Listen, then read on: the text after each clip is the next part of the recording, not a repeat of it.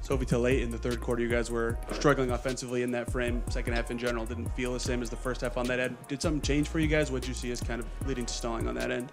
Yeah, I think we were just kind of slow. And every time that we're slow, especially defensively, it just somehow affects our offense. After this game, Sophie Cunningham expressed her thoughts candidly, and she had every right to do so. The Fever just blew a winnable game, falling 88-84 to a Mystics team at the bottom of the standings. Indiana led by double digits and even had control at halftime before Washington ripped off a 22-7 run that flipped everything. With playoff positioning on the line, the loss dropped the Fever to 7th place. And Cunningham's post-game fire, we'll get to her exact words and why they cut so deep when compared to Stephanie White's excuses. Why do you think the Fever lost? Do you think Stephanie White is to blame? Let us know in the comments below. Above her head is Cunningham with a steal. Cunningham feeds Sims, who goes coast to coast and lays it in. So they had to make sure they had the right shot clock time as well while they were reviewing that. So Indiana with a 10-point lead here. 6 minutes until halftime as Boston finds some space and knocks it down. Now Sims launches ahead for Mitchell. What a pass by Odyssey Sims. Indiana built a 13-point advantage during the second quarter, leading 40-27. And at that stage, it looked like they were cruising. But almost instantly, Washington stormed back with a 22-7 run that erased the lead and silenced the building. The Mystics were suddenly executing with confidence, shooting 52% from the field and knocking down big threes, while Indiana's offense went stagnant. What should have been a decisive cushion turned into a vulnerable one-possession game in a matter of minutes. Playing for the Buckeyes. Here is the Buckeye product on a backdoor pass, but Mitchell lost the handle. Sutton thought about the three, steps in, Hull got a piece. Dolson has been wide open all possession, splashes home a three, and we are level at 47. That swing wasn't fueled by some unstoppable star on the other side. It came from the Fever losing its grip. Crucial turnovers piled up, and the defensive breakdowns were constant. Indiana committed 21 fouls, which handed Washington 26 free throw attempts. Every careless giveaway or late rotation led to yet another trip to the line, and the deficit shrank play by play. The problem wasn't bad officiating. It was the scoreboard being hammered by mistakes Indiana had full control over. Sims with 5 off the bench. Indiana has 8 first-quarter bench points. That's typically been a strength when they're playing well, as Iriafen just bullies her way inside. Now Citron being guarded by Lexi Hull. Hull goes over the screen, defends her really well. Citron just has to fire it up, and a circus shot for Citron. Adding to the frustration, the ones who made Indiana pay were Washington's all-star rookies. Sonia Citroen looked unshaken and poured in 21 points, while Kikian muscled her way to 18 points and 12 rebounds, including several second-chance boards that completely swung momentum. Their production wasn't just empty stats. It was proof that when Indiana stopped dictating, even a team still searching for its identity could come in and take over.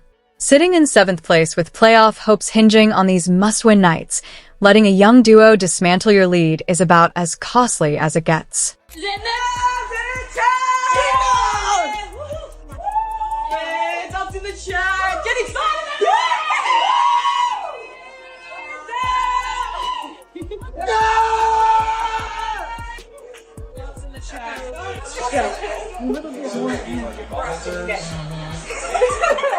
Why at the same time? Because I'm you and you're me.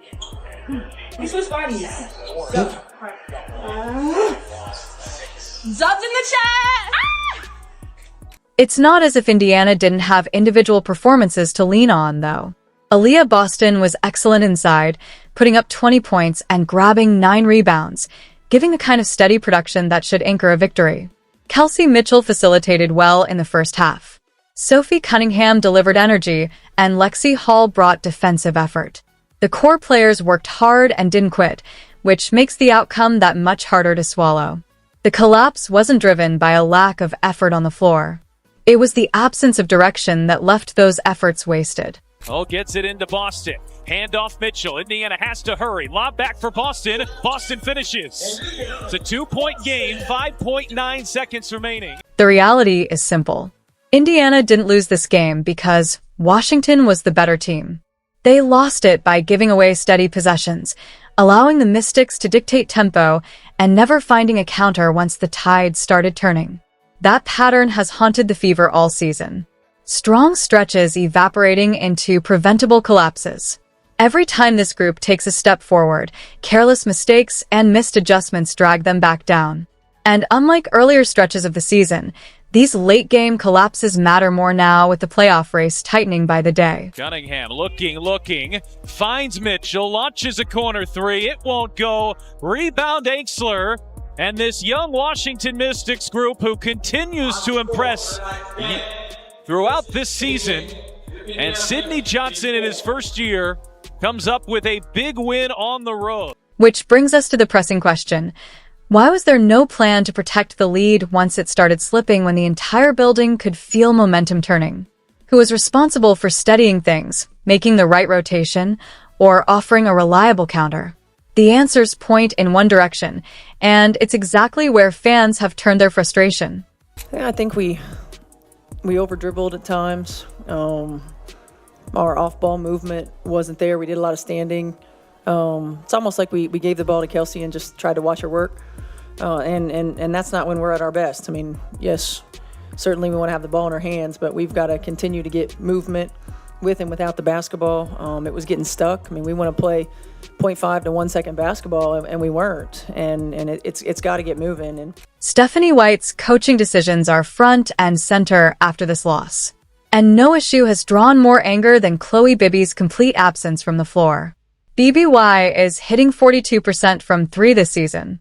Yet, she logged 0 minutes in a game where spacing and perimeter shooting dried up completely. When pressed, White explained she sat BBY because of defensive matchup concerns, specifically rebounding and coverage responsibilities she felt would be exposed against Washington's lineups. That is the coach's stated reasoning, but it is paired with how the actual game played out. Indiana giving up 26 free throws, surrendering wide-open threes, and watching Kiki often dominate the paint. The explanation doesn't ease frustration. Fans see a proven floor spacer sidelined while those defensive issues unfold anyway, and they're left asking why a potential solution was left unused. With Chloe Bibby tonight, were there thoughts maybe plugging her in to try and spark the offense a little bit, or what was the decision behind not playing her tonight? yeah, there were some thoughts. I think that it matched up defensively more than anything with the way that we were going to try to play them, or in some of our switches and things like that. So that was mostly the reason. And then just with the rotation, was it just those eight or seven that you ran with? Was it just they were flowing well and you wanted to just leave that going, or what was the thought there? Yeah, I think some of it was defense. Being able to execute the type of defensive coverages that we wanted to have against this, the way that they play. White admitted afterward that Indiana's offense was getting stuck, saying too often possessions turned into giving Kelsey Mitchell the ball and watching her work against multiple defenders. That line, which was getting stuck, has become the rallying symbol of the night because it sums up exactly what fans saw in real time. When your system devolves into predictable isolation plays, the obvious counter is spacing the floor with shooters like BBY. Instead, the Fever leaned more heavily on Mitchell, and the result was strain without support. It hurts. I mean, think we had 8 turnovers for 13 points in the second half as well. So we didn't take care of it. The numbers tell the story. Mitchell finished 6 for 9 from the field, putting up 14 points with 9 assists. She created chances, but she was asked to shoulder far too much as both scorer and primary initiator. Several possessions late ended with her driving into congested lanes, taking contested shots while shooters stood untouched on the perimeter. That usage isn't a knock on Mitchell's decision-making. She produced under heavy pressure, but it's hard to ignore how repetitive the sets became once Washington loaded the paint against her. And I think it was something like a 22-7 run, the end of the second, beginning of the third quarter. And those are hard to recover from when anytime really, but when you're missing pieces. And, we've got to make sure that we're sharper at times. We don't have the margin to have lulls within quarters. And then I believe they had something like 21 points from free throw line and turnovers of their 26 in the fourth. And, we control that, defending without fouling. We control that, taking care of the basketball, decision making at times. And some of it's, playing some people out of position, and some of it's just not being, valuing the basketball in the way that we need to value it, being a little sloppy with it. What gnaws at fans isn't just the result, but the sense that the Fever undercut their own strengths. A roster with solid shooting, veteran fight, and an anchor in Aaliyah Boston because the rotations and sets clogged instead of freed those weapons. Washington didn't deliver knockout blows with superstar play. The Mystics were rewarded by Indiana's predictability and selective use of their personnel. That's why the criticism has landed not on effort, but on strategy. The players threw themselves into the contest, exhausting every ounce just to stay within reach. The coaching decisions, on the other hand, are now being judged as a drag on momentum at a time when seeding tightens and every mistake is magnified. And that opens the contrast you can't ignore. While the rotations raised questions, the players themselves refused to let the night slip without a fight. On their ball screen coverages right now. Here's Mitchell on the handoff, bounce pass. Boston one bounce and a left-handed finish. Here's Boston, the offensive rebound, flips inside to Howard, who lays it in. You go step up screen, flare on the weak side. They had to make sure they had the right shot clock time as well while they're reviewing that. So Indiana with a 10-point lead here, 6 minutes until halftime as Boston finds some space and knocks it down. Aaliyah Boston, Kelsey Mitchell, Sophie Cunningham, and Odyssey Sims all gave Indiana the kind of production and effort that normally wins these games. Boston led the way with 20 points and 9 rebounds, anchoring the Fever inside and forcing Washington to collapse every time she touched the ball. Mitchell worked as both scorer and playmaker, finishing with 14 points and 9 assists, numbers that don't reflect just how much of the offense she was asked to shoulder when possession stalled. Cunningham chipped in 8 points, but her stat line went deeper. 6 assists and 3 steals, including the highlight moment where she picked off a pass and drilled a 3 on the other end. Sims, barely 2 games into her stint on a hardship deal, added 11 points while attacking defenders and providing the closest thing to a true point guard the roster has right now. Indiana with their work cut out for them here. 6-point deficit, just over 5 minutes left to play. Mitchell, feet inside. There's an easy 2 for Boston. Cunningham leans in, thought she'd throw the foul. Boston pulls down the rebound and lays it in. This team isn't patching holes. It's playing without its backcourt foundation. Caitlin Clark is still sidelined, and both Sydney Carlson and Ari McDonald went down with season-ending injuries in the same week. That left Indiana scrambling without reliable ball handlers, forcing the front office to sign players like Sims and Lambert just to stabilize the rotation. For a roster suddenly stripped of its primary initiators, the fact that they stayed in control as long as they did says a lot about the fight of the players already in uniform. Boston had to carry even more responsibility inside. Mitchell's workload doubled, and Cunningham shifted into a larger facilitator role, while still doing all the dirty work on defense. Pulls her way inside. What a pass by Melvin, too. Really nice. Mitchell turns on the Jets and gets to the rim. No one can keep Kemper is one of the best rebounders out of her area, which means the ball not directly above her head is Cunningham with a steal. Cunningham feeds Sims, who goes coast to coast and lays it in. So 4 quick ones for Indiana.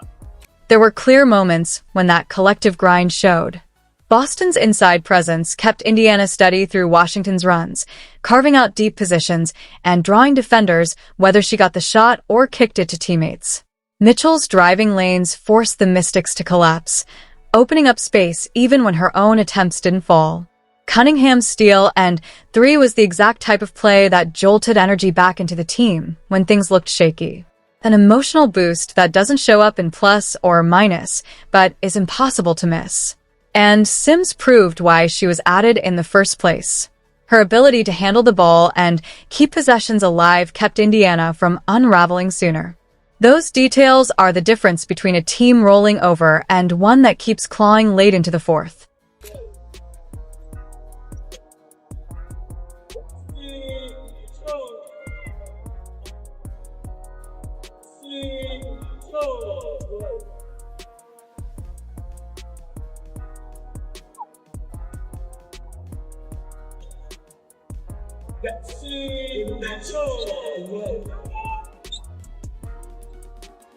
That's exactly why frustration runs so high. The roster didn't lack production. It got it from the names that were on the floor. It didn't lack fire. It had energy plays that kept building momentum. What it lacked were the adjustments to channel those efforts into a closing plan that could finish off a struggling Washington team. The numbers show the players gave enough to win. The film shows the fight was there too. And that sharp gap between what the roster delivered and how it was managed is at the heart of where things go next. Because once the press conference started, the divide between what players said and what the coach said became impossible to miss. Sophie Cunningham's post-game honesty stood in sharp contrast to Stephanie White's explanations. And that difference told you everything about where this team sits right now. Cunningham didn't dance around the issues. She said it outright. We've had hard injuries, but we have to get back to being dogs. That wasn't just a cliche. It was a blunt acknowledgement that opponents no longer fear the Fever and are treating Indiana like a team to exploit. Cunningham's demand was clear. Find that edge again, reclaim the toughness, and stop allowing the same mistakes to pile up. I think the thing that we just have to continue to do that kind of got us on the run we had before the last couple games was we were aggressive at the opponent attack on defense, and that led to easy transition buckets. That led to everyone being aggressive and on their front foot on the offensive end. And, we have new players, and that's okay, but, we just have to adjust, and we need them. We've faced a lot of adversity, but we should be used to that by now. And I think they could just kind of outwork this a little bit, and that just can't be our excuse. Now stack that against White's words. The coach cited that the offense was getting stuck, returning to her now familiar point about possessions defaulting into Mitchell ISO plays. She also highlighted the fouling, noting Indiana committed 21 fouls that sent Washington to the line 26 times, including an incredible 14 free throws in the fourth quarter alone. White wasn't wrong to identify fouling as the major issue, but the problem lies in what wasn't addressed. You can never really control the outside things. You can't control injuries, and so that's why you really do have to control your mental and control what you can control. And I think that we have a really good group. We're still a tight-knit group. We're adding new players in that are amazing. O's been around the league for a long time, and I know you don't think so, but it's a blessing that you were on another team because we need you here. And so I just think it's an adjustment period. The highs and lows, you just have to stay kind of steady, right? Every team faces it. I feel like we faced it more than most this year, but I think this is going to set us up for something good. I don't know if it's this season. I don't know if it's next season, but I think there's always something that you can be grateful for and learn during those hard times. That's the core frustration.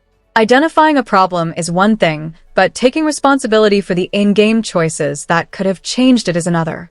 Fans saw Cunningham demanding accountability and urgency in real terms, while White's breakdown stopped short of owning the adjustments that were within her control. BBY's shooting could have changed spacing, loosening the paint so Mitchell didn't have to force shots into double teams. Expanding rotations might have protected players from fatigue that fed into poor defensive positioning. Instead, the players kept fighting through the snowball while the coach explained after the fact how it got stuck. Sophie, what was the message inside the locker room? What were you guys talking about there after the game? Yeah, I just think that we've had some hard injuries this year. We've had some different lineups and roster spots. And, to be frank, I don't think anyone else around the league thinks that we can do it anymore. But I think that our group does. And I think that we just have to get that confidence back. When we're clicking offensively, defensively, we're scary. And not a lot of teams can beat us, even with the roster that we have right now. And so for us, it's just remembering who we are. It's our identity. We got to get back to being dogs, got to get back to being aggressive, being on our front foot, and not allowing teams like this to come in here and outwork us. For fans, that dissonance hits hard. Watching players like Boston and Cunningham take accountability, then hearing the coach deflect responsibility into broad issues sends the message that leadership is disconnected from the urgency of the group. Nobody expects perfection, especially with this roster missing so many guards. But the expectation is that everyone pulling the same rope means players and coaches alike owning their role in the collapse. Right now, the players are showing they're ready to carry the load, and the coaches are giving explanations with little ownership. The past couple games where it feels like kind of that wear and tear's taking a toll? Not really. And I think that she kind of hit it. You have to give yourself a little bit of grace. When you have so many different lineups, and I have never played together. Hasn't played with a lot of people, maybe Tosh. But you have to know her style. She has to know our style. And so it's different, but that's part of being a pro. You got to adjust and you got to learn fast. And I think that's a really cool thing too, because when you click, you click. And so that's scary for people coming in here and trying to play us. So, where does this leave Indiana? That's where you come in. Should White be held accountable for these decisions? Was this more about coaching tactics, the injury crisis, or just a roster stretched too thin? Let us know in the comments whether you think this was a coaching problem, a roster issue, or simply a byproduct of bad luck in the moment. And the bigger question, should White be replaced or backed until the roster heals? Should how the Fever responds in the coming weeks frame the answer? Because this isn't about one bad night. It's about what happens if Indiana doesn't correct the split between effort and leadership. The longer that gap remains, the harder it will be to hold on to playoff positioning in a season where every misstep counts. Sophie, till late in the third quarter, you guys were struggling offensively in that frame. Second half in general didn't feel the same as the first half on that end. Did something change for you guys? What did you see as kind of leading to stalling on that end? Yeah, I think we were just kind of slow. And every time that we're slow, especially defensively, it just somehow affects our offense. This loss to Washington wasn't just another stumble. It was a winnable 88-84 game that slipped away, dropping Indiana to 7th in the standings with their regular season running out. The players delivered Boston with 20 and Mitchell's 14-9, Cunningham's all-around grind with 8 points, 6 assists, and 3 steals, Howard's inside help, and Sims adding 11 off hardship. But the coaching decisions again define the night, leaving key questions unanswered at the worst time. Cunningham summed it up best, saying the Fever has to get back to being dogs. That's the standard the players are setting, even as White points to fouls, stalled offense, and Clark's continued absence with no timetable for return. Now it's your turn. Why do you think the Fever lost? Do you think Stephanie White should keep coaching this group through the rest of the season? Let us know in the comments below. Like, subscribe, and turn on all notifications so you never miss out. Click the video on the screen, and we will see you in the next.